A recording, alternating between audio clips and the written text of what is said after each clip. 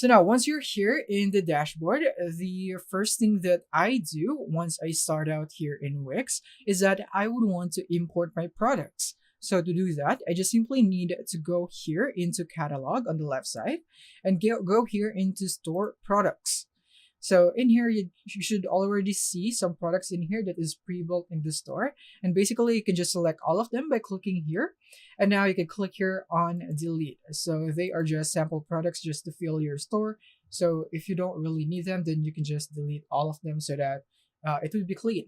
So now I'm going to start importing my jewelry product.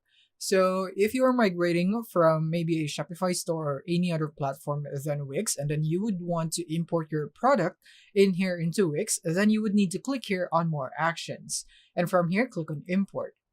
Now, in here is that you would need to download the Wix CSV template file. You cannot just upload your CSV file directly in here. Let's say you are from Shopify and then you have exported your product from there, and then you would want to import it in Wix by uploading it directly in here. You can't do that because you would have to follow Wix template right here. So you want to click here on download CSV file and click on a blank Wix CSV template.